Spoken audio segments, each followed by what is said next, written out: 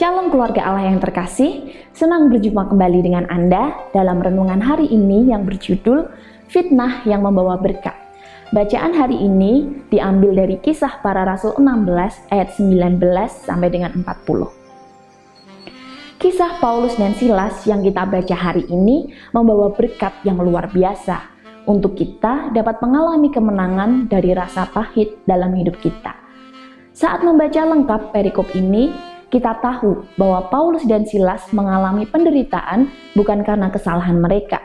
Mereka didera atau dicambuk dan dimasukkan penjara dengan penjagaan maksimal karena mereka difitnah oleh tuan dari perempuan yang dibebaskan Paulus dari roh tenung.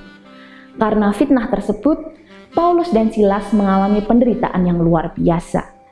Kisah Paulus dan Silas ini mungkin pernah kita alami.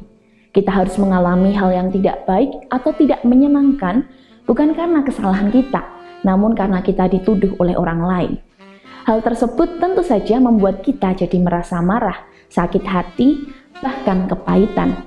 Hari ini, mari kita belajar dari sikap Paulus dan Silas. Ketika mereka mengalami fitnah dalam hidup mereka tidak membiarkan perasaan mereka terus dikuasai sakit hati, merasa diperlakukan tidak adil, atau bahkan merasa kepahitan. Namun, Paulus dan Silas memutuskan untuk memandang pada Yesus yang mereka sembah.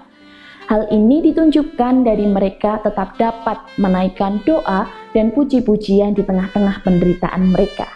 Mereka tidak memberi peluang pikiran mereka untuk fokus pada permasalahan yang sedang mereka hadapi, namun mereka berfokus pada Tuhan yang mereka sembah. Bahkan dari kisah fitnah yang membawa Paulus dan Silas di penjara, membuat kepala penjara dan seisi rumahnya memberi diri dibaptis dan mengikut Yesus. Jiwa yang terhilang diselamatkan dari peristiwa yang tidak baik di pandangan manusia tersebut.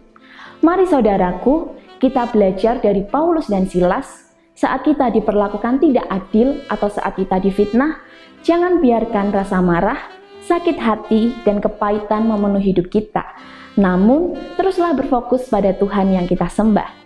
Justru dari kisah yang tidak baik di pandangan manusia, Tuhan dapat ubahkan dengan membawa jiwa-jiwa untuk mengenal Tuhan.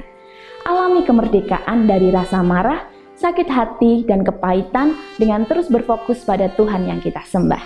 Amin. Jika keluarga Allah merasa terberkati dengan renungan hari ini, jangan lupa untuk like, komen, share, dan subscribe channel ini. Terima kasih, Tuhan Yesus memberkati.